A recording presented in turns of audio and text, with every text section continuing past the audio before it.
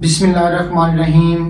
मैं हूं आपका केमिस्ट्री टीचर अजमत फरूक। तो आज हमारा टॉपिक ऑफ डिस्कशन है प्लैंक्स क्वांटम थ्योरी।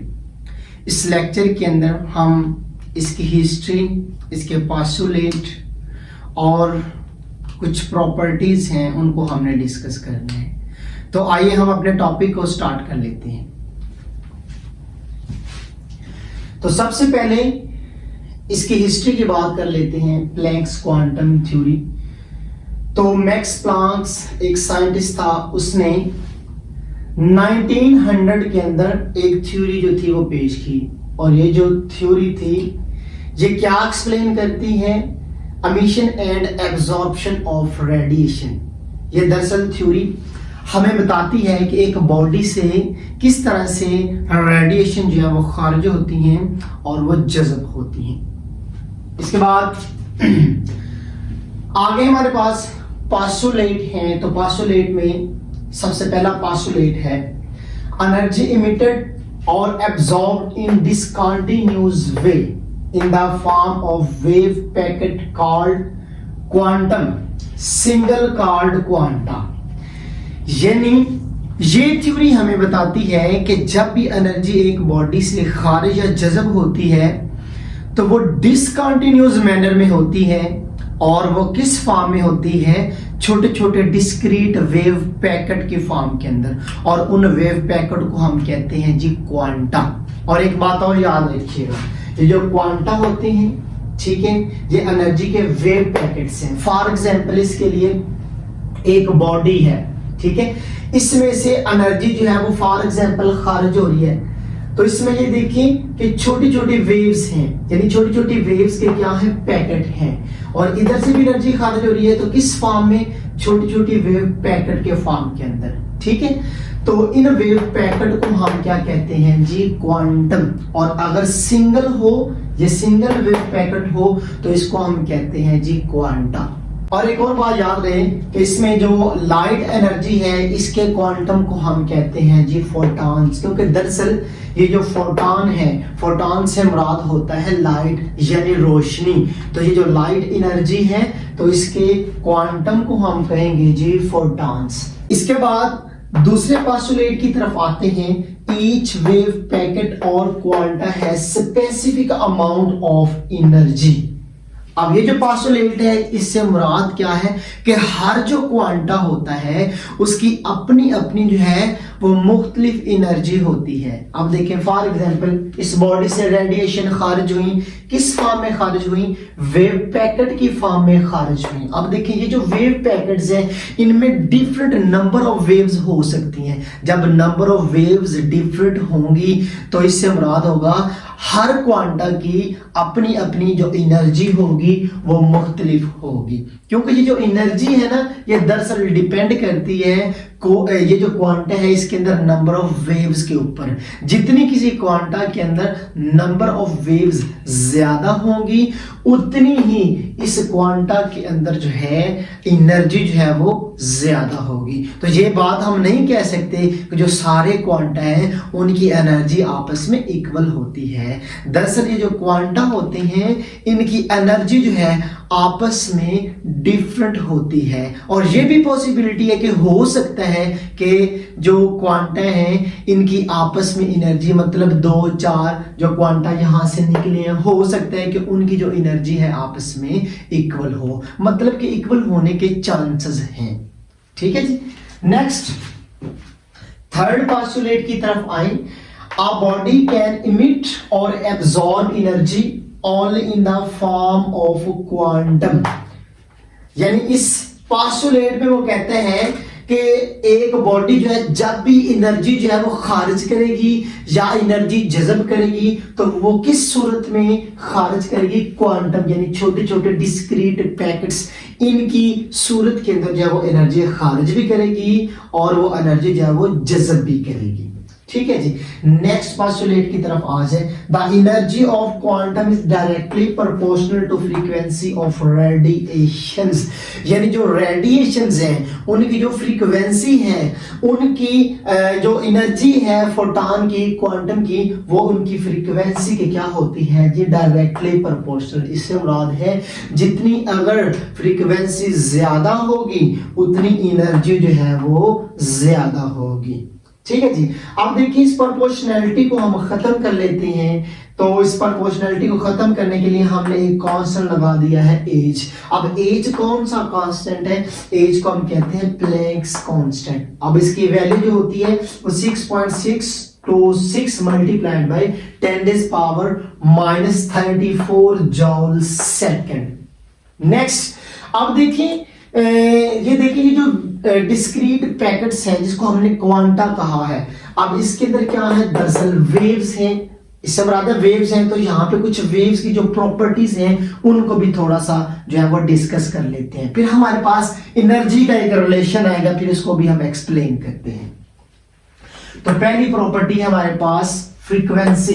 फ्रीक्वेंसी जो है इसको हम न्यू से रिप्रेजेंट करते हैं। अब फ्रीक्वेंसी का इसकी डेफिनेशन देखिए जरा, the number of waves passing through a given point in 1 second, मतलब कि एक सेकंड के अंदर एक खास पॉइंट से जितनी वेव्स गुजरती हैं उसको हम क्या देते हैं जी, फ्रीक्वेंसी। अब देखिए फ्रीक्वेंसी का रिलेशन हमने पढ़ा है, कौन सा है, E इज इक्वल है एच न्यू। इससे मुराद है फ्रीक्वेंसी जो है वो एनर्जी के क्या है, फ्रीक्वेंसी क्या है, वो एनर्जी के क्या है जी, डायरेक्टली प्रोपोर्शनल। जितनी फ्रीक्वेंसी ज्यादा होगी, यानी एक सेकंड के अंदर जितनी वेव्स ज्यादा गुजरेंगी उतनी ही उस फोटॉन के अंदर जो है एनर्जी ज्यादा होगी। तो इससे मुराद तो ये भी है कि जितनी एक वेव पैकेट के अंदर, एक क्वांटा के अंदर नंबर ऑफ वेव्स यानी वेव्स की तादाद जो है वो ज्यादा होगी,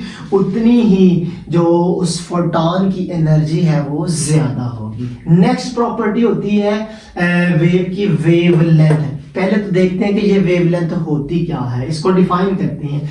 the distance between two adjacent crusts and troughs of a wave, यानी एक हमारे पास वेव है, उसके जो दो एडजेसेंट क्रस्ट और ट्रफ हैं उनके दरमियान में जो फासला होता है उसको हम कहते हैं जी वेवलेंथ। मैंने एक फर्जी जो है वेव बनाई है। अब देखिए जो ऊपर वाले हिस्से होते हैं उनको हम कहते हैं क्रस्ट, और जो नीचे वाले हिस्से होते हैं उनको हम कहते हैं जी ट्रफ। तो मैंने कहा adjacent crust and adjacent trough. अब देखिए एडजेसेंट से मुराद होता है बिल्कुल साथ साथ वाले।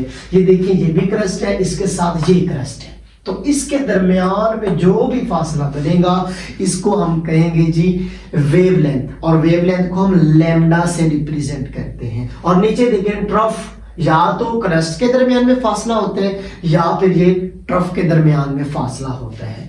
अब देखिए जो हमारे पास वेवलेंथ है इसका रिलेशन है, आप जो है ये 10th के अंदर रिलेशन पढ़ते हैं, V इज इक्वल है एफ लैम्डा।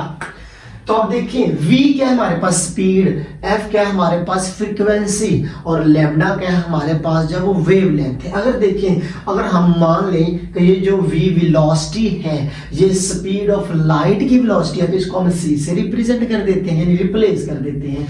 और अगर फ्रीक्वेंसी जो है हम कहते हैं कि जो फ्रीक्वेंसी है लाइट की फ्रीक्वेंसी है, तो इसको हम न्यू से रिप्रेजेंट कर लेते हैं, और लैम्डा एज सच वैसे ही हम लिखेंगे। तो अब देखिए न्यू की वैल्यू निकाल है, तो लैम्डा इधर मल्टीप्लाई हो रहा है तो ये इधर जाकर जो है वो डिवाइड हो जाएगा। तो ये हमारे पास न्यू की ना एक वैल्यू आ गई है। हम क्या करेंगे नेक्स्ट, ये जो न्यू की वैल्यू है इक्वेशन नंबर ये जो 1 है इसके अंदर ये वैल्यू जो है हम पुट कर देंगे। जब हम वैल्यू पुट करते हैं तो हमारे पास E is equal H C divide by lambda आता है। तो अब देखिए यहाँ पे एनर्जी और लैम्डा का आपस में जो वो एक रिलेशन बन चुका है। क्या रिलेशन है, एनर्जी और लैम्डा आपस में इनवर्सली रिलेटेड होते हैं। याद रहे, जो इनवर्सली प्रोपोर्शनल होता है, जो इनवर्सली रिलेटेड होते हैं, इससे मुराद ये होता है कि एक चीज बढ़ रही है, दूसरी चीज जो है वो कम हो रही है। इससे मुराद क्या है कि अगर कोई वेव जिसकी वेवलेंथ ज्यादा होगी, बड़ी वेवलेंथ होगी, तो उसकी जो एनर्जी होगी वो उतनी ही कम होगी। और अगर एक ऐसी वेव जिसकी जो लैम्डा है, जिसकी वेवलेंथ है वो कम है, उतनी ही उसकी जो एनर्जी है वो ज्यादा होगी। फॉर एग्जाम्पल, अगर हम रेडियो वेव और जो हमारे पास कॉस्मिक रेज हैं उनका मुकाबला करें, या हम जो वाइट लाइट है उसकी जो वेवलेंथ है उसका मुकाबला करें, तो जो वाइट लाइट है उसकी जो वेवलेंथ है वो काफी ज्यादा जो है वो बड़ी होती है, इसीलिए उसकी जो एनर्जी होती है वो कम होती है। और कॉस्मिक रेज की बात करें तो उसकी जो वेवलेंथ होती है वो बहुत ही छोटी होती है, बहुत ही कम होती है। तो इसी वजह से हम कहते हैं जो कॉस्मिक रेज है वो बहुत ज्यादा इनर्जेटिक होती है। तो ये हमारे पास एक रिलेशन आ गया। आगे नेक्स्ट इसके यूनिट की बात कर लेते हैं। तो इसका यूनिट जो है वो एंगस्ट्रम, नैनोमीटर, पिकोमीटर एटसेट्रा जो है ये जो है इस्तेमाल किया जाता है। नेक्स्ट हमारे पास वेव की प्रॉपर्टी है वेव नंबर। पहले तो वेव नंबर को हम डिफाइन करते हैं कि वेव नंबर होता क्या है। अब देखिए, the number of waves per unit distance, यानी एक खास डिस्टेंस है उसमें से जितनी वेव जो है वो गुजर सकती हैं उसको हम कहते हैं जी वेव नंबर। अब वेव नंबर को समझने के लिए मैं एक ना सिंपल से एग्जांपल देता हूं। अब देखिए, एक हमारे पास है दरवाजा। अब हमारे पास ना बच्चों की कैटेगरी है, ठीक है। मेरे पास ना काफी ज्यादा मोटे बच्चे हैं, फिर मेरे पास जो है वो पतले पतले बच्चे हैं, यानी आप कह लेंगे दुबले पतले हैं बिल्कुल। तो अब देखिए, उस दरवाजे में एक वक्त में जो दुबले पतले बच्चे हैं वो कितने गुजर जाएंगे? मैक्सिमम अगर हम सोचे भी 4 गुजरेंगे या 5 गुजरेंगे। अब अगर 5 गुजरेंगे तो हमारे पास वेव नंबर कितना होगा? 5। वेव नंबर कितना होगा जी? 5। और अगर हम मोटे बंदों की बात करें तो मोटे बंदों को उसी रास्ते में से गुजारे, उसी दरवाजे में से गुजारे, तो वो तकरीबन 2 गुजरेंगे या 3 गुजरेंगे। तो उस सूरत में वेव नंबर क्या हो जाएगा? कम।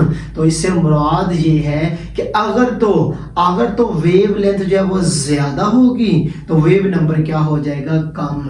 वेव लेंथ ज्यादा होगी तो वेव नंबर क्या हो जाएगा? कम। तो इसी तरह से हमारे पास जो है एक रिलेशन बनता है, जो वेव नंबर है इसको न्यू बार से हम जाहिर करते हैं। तो ये इक्वल होता है 1/λ, यानी लैम्डा और वेव नंबर आपस में क्या होते हैं? इनवर्सली रिलेटेड होते हैं, इनवर्सली प्रोपोर्शनल होते हैं। जितनी किसी वेव की वेवलेंथ ज्यादा होगी उतने ही उसका वेव नंबर जो है वो कम होगा। ठीक है जी, सिंपल सी बात यही है ना। अभी मैंने एक एग्जांपल के जरिए जो वो समझाई है। सिंपल सी बात ये है कि जितनी बड़ी वेवलेंथ की वेव होगी उसके गुजरने के लिए रास्ता जो है वो कम पड़ जाएगा। ठीक है, तो इसी तरह हम कहते हैं फिर वेव नंबर भी क्या हो जाएगा? कम हो जाएगा। इसके यूनिट की बात कर लें वेव नंबर की तो पर मीटर है, पर सेंटीमीटर है, यानी एक डिस्टेंस है, एक एरिया है, उसमें से जितनी वेव जो है वो गुजर सकती है। अब देखें, तो ये वाला जो रिलेशन है न्यू इक्वल है 1/λ। हम इक्वेशन नंबर 2 के अंदर जो है वो पुट कर लेते हैं। तो इक्वेशन नंबर 2 के अंदर पुट करें तो देखें ये 1/λ, यानी HC इधर बन सकता है 1/λ। तो 1/λ की जगह पे ये न्यू बार आ सकता है। तो हमारे पास जो है इज इक्वल है HC न्यू बार।